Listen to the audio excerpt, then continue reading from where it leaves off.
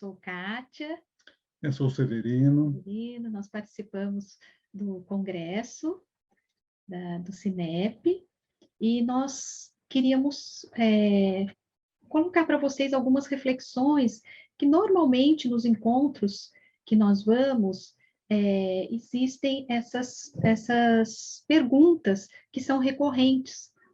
Então, tem, por exemplo, né, como num mundo marcado pela tecnologia, como que nós podemos falar de educar a sensibilidade, educar a imaginação?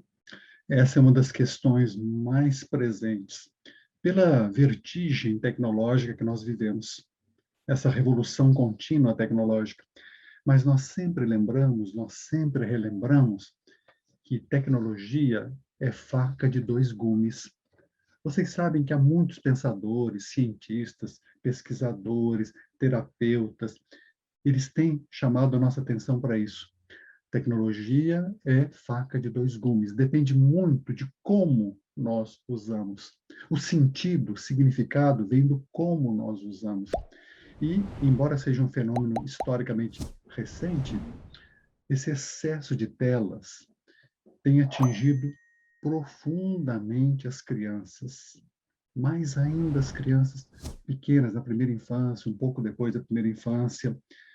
Existe, inclusive, uma recomendação que a gente sempre sugere que vocês conheçam, da Organização Mundial de Saúde, muito parecida com recomendações de sociedades de pediatria dos Estados Unidos, do Brasil. Ali há uma orientação muito clara quanto ao uso de telas. Até um certo ponto, por exemplo, até 2 anos, nenhuma tela. Eles vão fazendo gradativamente sugestões. É muito importante nós cuidarmos disso. O impacto é maior, é muito maior do que nós podemos pensar e até agora compreender assim de um modo mais substantivo. Mas há sinais por toda parte.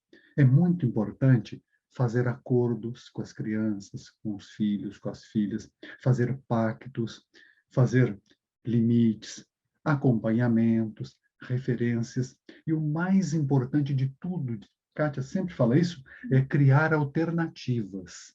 Criar alternativas é tudo, não é mesmo? E essa alternativa pressupõe esse educar a sensibilidade, educar a imaginação, que normalmente parte da convivência das crianças com as crianças, da convivência das crianças com a natureza, das atividades físicas que vão desenvolver não só o corpo físico, mas também o emocional, esse desenvolvimento emocional que é tão importante. E isso aí a gente entra, né, com a importância da escola. Hoje as famílias são pequenas, as crianças, né, precisam de conviver com as crianças, e as escolas têm esse papel tão importante, né, não só dessa convivência, desse social, mas também dessa convivência com a natureza, que as escolas cada vez mais estão vendo essa importância também. Vocês sabem, há poucos quintais hoje em dia, há poucas ruas livres em que as crianças possam brincar livremente. Então, a escola é muito importante para isso. Para, como a Kátia fala, experiências com o mundo real. Essa é a grande alternativa. Experiências com o mundo real. E cuidado e acordos com o uso das tecnologias.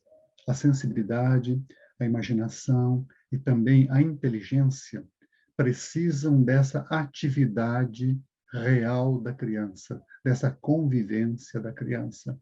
Como a Kátia disse, com as outras crianças, com a natureza, né? Com adultos que sejam referências. A vida humana floresce quando há encontro humano, diálogos humanos, quando a gente pode escutar a voz dessas crianças. Temos falado isso a vida inteira, né? A vida inteira.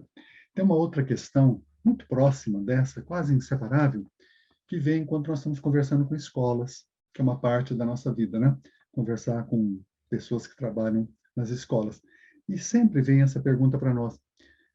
E a questão da brincadeira, do lúdico? Nós sempre falamos muito isso, né? De como a A gente gente transformar, sempre, né, a aprendizagem, né, isso. de uma forma lúdica, de uma forma em que as crianças possam aprender brincando. Isso, e aprender brincando e brincar aprendendo. Aprendendo. Como trazer isso para dentro da sala de aula, para dentro da escola, para as atividades escolares. E E aí, nós sempre pensamos em muitos autores, a gente sempre gosta de fazer referências assim. Nós pegamos referências, para vocês terem uma ideia, de 2.500 anos para cá. E tem uma que nós escolhemos para esse breve encontro aqui com vocês, que é o Winnicott, esse admirável terapeuta da infância. Kátia vai ler um pedacinho que nós pusemos no livrinho nosso, nesse livro, o Poética da Infância. Que tem um capítulo que é só sobre o Só brincar, sobre o brincar, a o brincadeira. brincar livre. E aí, o Winnicott diz, para dominar o que está fora, é preciso fazer coisas, não só pensar ou desejar. E fazer coisas leva tempo. Brincar é fazer. A experiência criativa começa com o viver criativo, manifestado primeiramente na brincadeira. Vocês viram, né? O viver criativo, ele tem que ser dimensão do aprender, um aprender vivo, um aprender criativo. Isso é falado há muito tempo e nós precisamos falar novamente. É uma questão de todos os tempos, mais ainda do nosso tempo. É preciso cultivar nas aulas, nas nossas aulas, de qualquer matéria, né? De qualquer ramo do conhecimento, nas nossas aulas, precisamos cultivar a curiosidade das crianças, as indagações, as perguntas, as atividades lúdicas, jogos criativos, jogos de imaginação. Precisamos cultivar o desejo de pensar. Por exemplo, diferentes maneiras de abordar um problema, diferentes maneiras de resolver um problema. Precisa ter um pouco disso, né? De curiosidade, de indagação, de pesquisa, né? De apresentação. Essa ideia tem mais de 120 anos. Todo o pessoal da chamada escola nova, educação ativa, todos falam isso, não é mesmo? A importância de algum fazer primordial. A criança precisa fazer, precisa ter experiência. E fica mais importante, muito mais fecundo, quando esse fazer, essa experiência é também lúdica, é também alegria e liberdade. Por que é isso lúdico, né? A brincadeira é isso, né? Uma experiência criativa, com alegria e liberdade. E tem as coisas experiências, admiráveis, né? né? Eu fico pensando assim nas experiências ligadas à leitura, quanta coisa é possível fazer em qualquer campo, né, do conhecimento. Você fazer com que as crianças alguns desafios com as crianças, encenar, as crianças amam encenar, Ensinar o que leu, né? encenar o que leu, desenhar.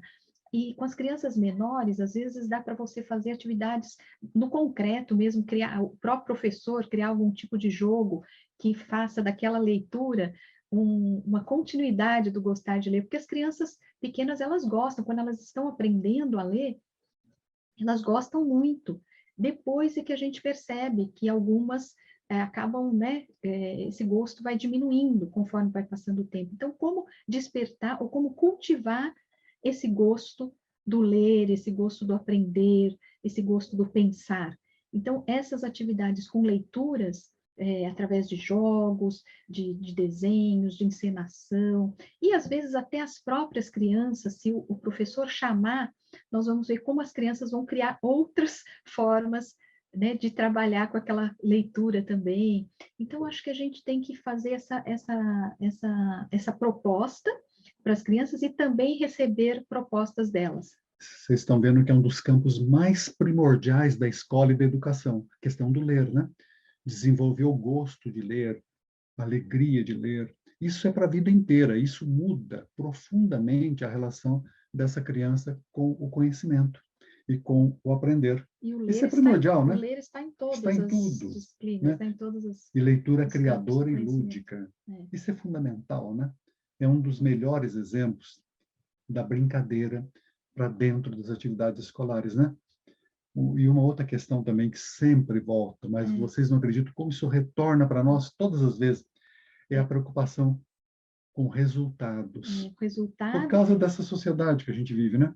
tem essa Que é questão do resultado, né? resultado e também como que uma pedagogia da brincadeira não traria assim, um certo desconforto para gestores e também para as famílias. Que é a preocupação com os né? Criar resultados, né? relação, né? E nós sempre falamos, e falamos isso, olha, de modo inteiro, de modo vivido, né? Com décadas de trabalho, décadas e décadas de trabalho.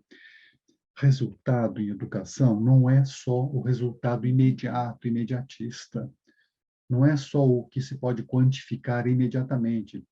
Resultado em educação é formação humana, é o que vale para a vida inteira, é o que desenvolve a capacidade de aprender, a capacidade de pensar, de resolver problemas de um outro jeito, de propor novos problemas, de ter pensamento próprio, isso que o mundo contemporâneo valoriza tanto, né? Essa capacidade comunicativa e interativa. Esse é o grande resultado. É o resultado que a criança incorpora e desenvolve para a vida inteira. E aí nós precisamos, como que nós podemos mudar essa realidade, né? Uma das coisas que também nós temos reiterado bastante é a questão da formação dos gestores e da formação das famílias, porque a formação na escola, a gente ainda a gente vê mais isso, né? Mas a formação das famílias, isso é menos reconhecido. Então, nós, assim, temos falado muito da importância dessa formação nas reuniões com as famílias, como que nós podemos planejar essa formação para que os pais percebam e sintam que esses resultados, na verdade, eles fazem parte de um processo, né? Como o Severino falou. Então, A ideia de reuniões formativas, formadoras, né? Que nessas reuniões tem diálogo, né? Tem um pouco de teoria, mas tem diálogo, e tem também experiências vivas, às vezes, com os próprios pais. Eles Vivências precisam com as vivenciar famílias, algumas coisas, né, com as famílias. para que elas possam sentir, pensar, viver do que estamos falando, né? Isso faz com que aumente muito a comunicação, a interação escola-família, família-escola. E aí que a gente chama, né, de comunidade educadora. E nós sempre falamos que tanto os educadores quanto as famílias, que nós somos todos educadores, mas o tempo todo nós precisamos nos educar. Então, educar, educar-se é um lema nosso, né?